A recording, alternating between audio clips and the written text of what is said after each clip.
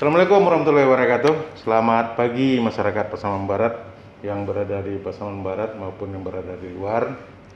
Kita melanjutkan podcast kita.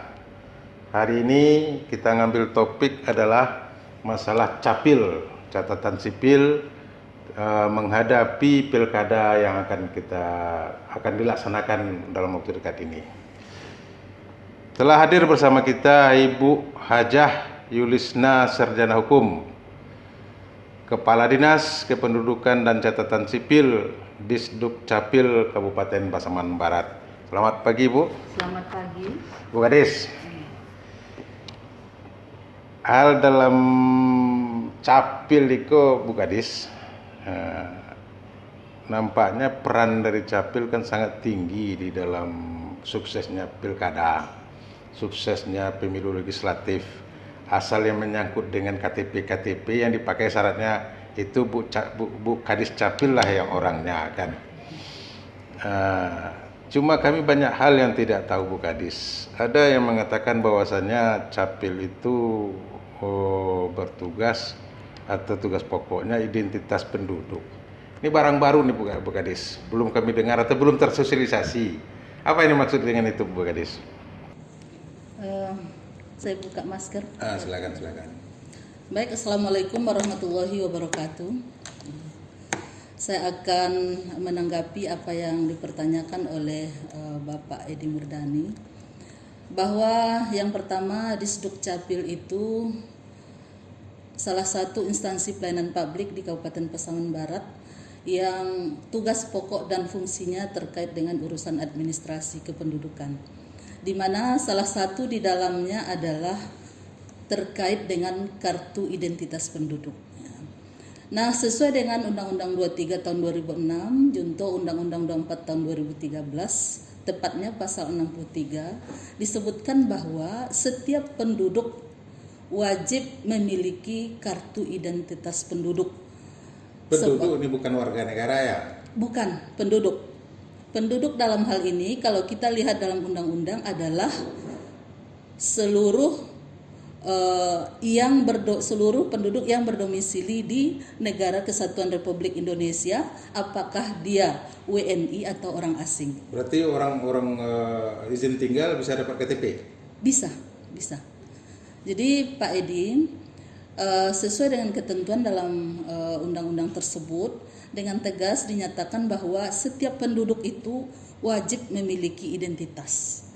Nah, identitas ini secara resmi telah diatur bahwa ada dua jenis kartu identitas penduduk. Satu sudah kita kenal mungkin secara luas, yang disebut dengan kartu tanda penduduk, KTP. Kalau dulu masih manual, tetapi sejak tahun 2011 sudah berubah menjadi KTP elektronik. Berarti KTP ini bisa apa kelebihan KTP elektronik daripada KTP sebelumnya? Nah, kalau KTP sebelumnya sifatnya manual, kita ketik di kantor camat, ya, lalu kemudian terbit KTP.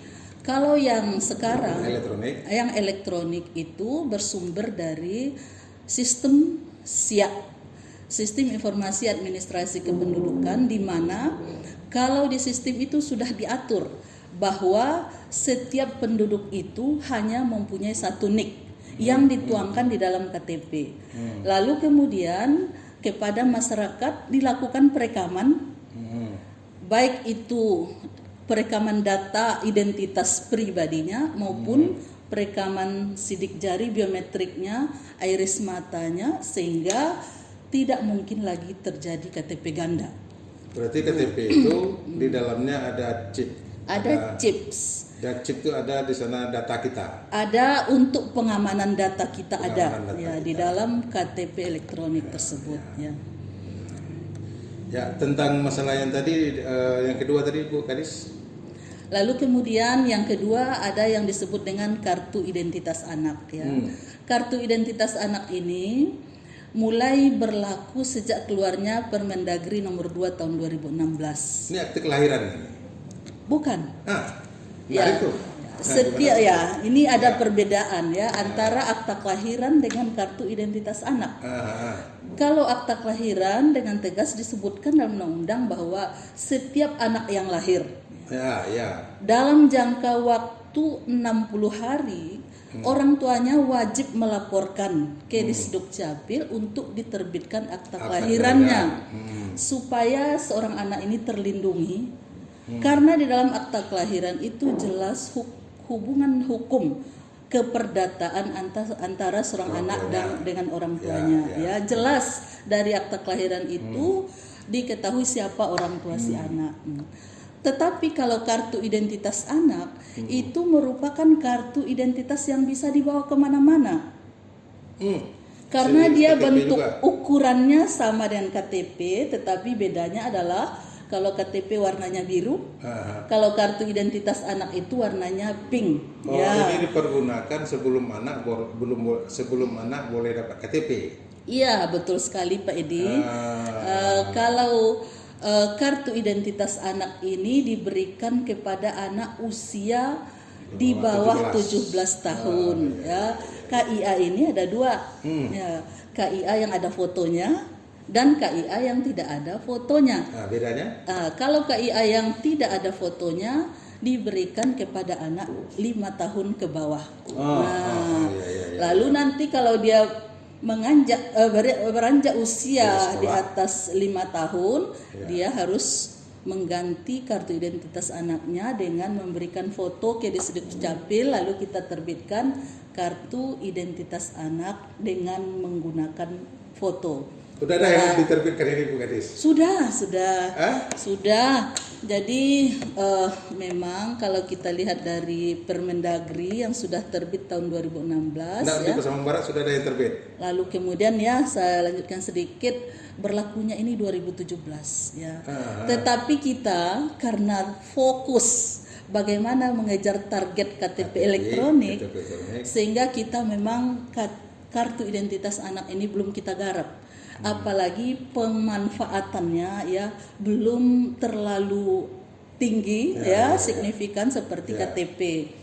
Jadi anak dalam ngurus paspor juga gak dipergunakan ini Pak Edi perkembangan terbaru, kita di Disduk Capil Kabupaten Kota sudah ditargetkan harus bisa mencapai kepemilikan kartu identitas anak ini pada tahun ini 20%. Sementara tahun-tahun sebelumnya kita belum ada. Belum menggarapnya. Tahun ini kita sudah harus dapat mencapai angka 20%. Kalau kita lihat dari jumlah anak sampai dengan usia 17 tahun itu jumlahnya 140.000 lebih. Berapa persen dari yang berhak punya KTP? 10%. Kalau yang KTP 294.000 lebih. Berapa persen? Yang ini 140 berarti sekitar 40%. 40% berarti ya. Sekitar 40% usia di bawah 17 tahun. Dan itu sama sistemnya melalui perekaman. Oh enggak. Yang kartu identitas anak kita inputkan datanya. Yang penting si anak sudah mempunyai akta kelahiran. Kalau belum punya akta kelahiran, kita tidak bisa menerbitkan KIA karena itu menjadi persyaratan. Jadi kita saat ini Pak Edi, sampai dengan hari ini kita sudah dapat menerbitkan kartu identitas anak sekitar 14.000 lebih. Ya, mudah-mudahan harapan kita di tahun ini kita dapat mencapai angka 20%, sekitar 25 ribuan ya. Bu Gadis Capil inovasinya banyak ini, macam istilahnya dia kerja lembur, dia bilang pergi libur. Kini adalah istilah yang paling keren, perawan desa sembuh. ini menarik dan menantang ini, perawan desa sembuh. Apa ini programnya ini Bu? Jadi ini Pak Edi, kita Dinas Kependudukan dan Pencatatan Sipil di seluruh Indonesia dalam hal pilkada serentak ataupun pemilu secara umum punya keterkaitan ya. Bagaimana supaya sukses pilkada, kita tentunya harus betul-betul meningkatkan kepemilikan KTPL kepada masyarakat kita yang notabene yang wajib memiliki KTP itu adalah wajib pilih atau peserta pemilu, peserta pilkada. Jadi untuk saat ini realisasi kepemilikan KTPL di Kabupaten Pasaman Barat baru mencapai angka 93,9%. Berarti sekitar 6,1%. Yang belum memiliki akta, yang belum memiliki KTP Cuma sekitar 6% lebih. Dia sudah punya KK. Sudah punya KK, tetapi belum melakukan perekaman KTP. Nah ini kalau dilihat dari persentase kan kecil. Ya 252 ya. 294. Nah, yang DPT sekarang? DPT sekarang 265. 265 ya. Sekitar 6,1 ya. Iya. Tapi kalau kita melihat dari angka DPT sebenarnya jumlah perekaman itu masih lebih tinggi. Masih lebih tinggi karena kita sekitar 275.000 lebih sudah melakukan perekaman KTP. Dan sudah keluar KTP-nya. Sudah keluar KTP-nya. Namun mungkin kita tidak tahu coklit dari KPU, barangkali ada yang sudah meninggal, ada yang pindah alamat dan lain-lain sebagainya yang tidak dilaporkan, sehingga di lapangan yang ditemukan DPT itu akhirnya berjumlah sekitar 265.000. Nah ini sekarang tentu dari data yang ada banyak juga pemilih pemula yang baru menginjak usia 17 tahun. Nah, logikanya sekarang kan kita 257 yang kita sudah mengeluarkan KTP. 270. Sementara DPT 265. Berarti kan kelebihan KTP kita. Kelebihan itu diperkirakan orang yang pindah, meninggal, atau segala macam alasan. Atau mungkin berada di luar daerah. Tapi masih ada juga sekitar 6,1% yang belum melakukan perekaman KTP. Jadi istilah perawannya ini dari mana kalimatnya nih Bu? Ya. Perawan ini Pak Edi kita rancang tadi malam ini karena kita betul-betul concern bagaimana mendukung suksesnya Pilkada 2020 di Pasaman Barat.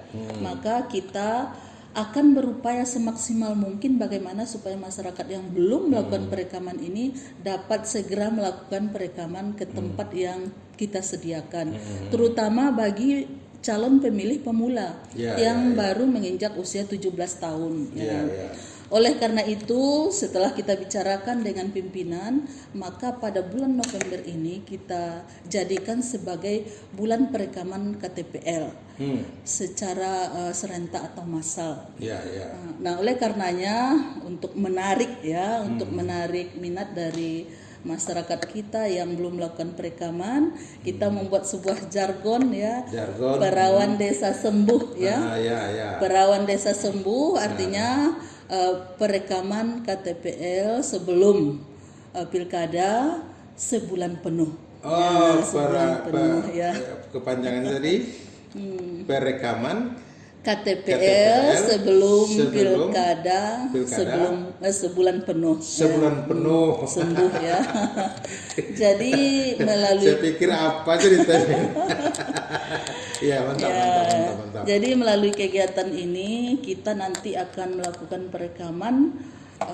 Yang pertama kita himbau pada masyarakat supaya melakukan perekaman ke kantor camat diupayakan di kantor camat. Berarti itu maksimal. 11 kantor camat itu sudah aktif rekamannya. Betul.